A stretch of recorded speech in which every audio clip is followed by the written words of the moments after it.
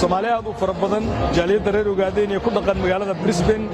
madax ka tirsan ururka ONLF oo ugu horeeyo afayeenka ururka Cadaani sidoo kale madax ka socotay jaaliyadaha Afrikaanka iyo kuwa Soomaalida ugu horeyn waa kan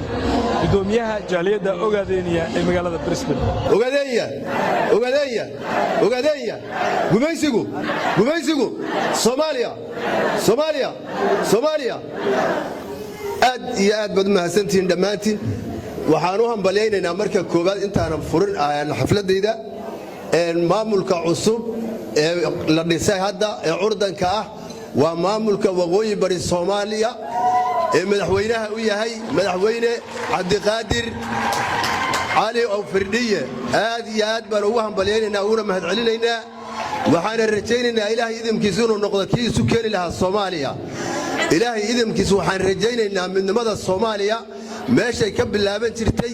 ayay hadda midnimadeedii iyo dawladnimadeedu ka dhisantay in ilaahay subxaanahu wa ta'aala uu ka dhigo xafladan waxaan isugu nimid waa sanad guuradii 41aad aasaaska jamhadda wadaniga xoreynta Ogaadeniya ee Jowxo waa halganku in badan buu soo socday laakiin waxay tahay waa aasaaskii waxaan inta idinku darayaa raalli ahaada oon iloobay afayeenka jamhadda wadaniga xoreynta Ogaadeniya halgama Cadaani ama loo yaqaan Cadaani Hirmooge laakiin la dhaho Cabdiqaadir Sheekh Xasan Biixi Hirmooge yaa inala jooga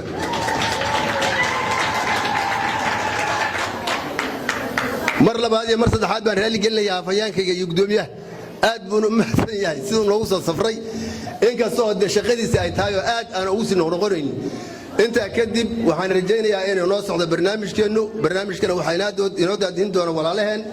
waxaan idinka codsanayaa si degan oo sida loo fadhiyo si ka sii qiimo badana in aad ku sugnaataan waxaa jooga fanaaniintii kuwii Brisbane iyo fanaankii weynaa Xasan Cabdi Muuse Xasan Gantaal oo isagana caawa xaadir ku ah xafladan looma kala hadhin looma kala maqnaa aad iyo aad u mahadsantiin assalaamu calaykum waraxmatullaahi wabarakaatuh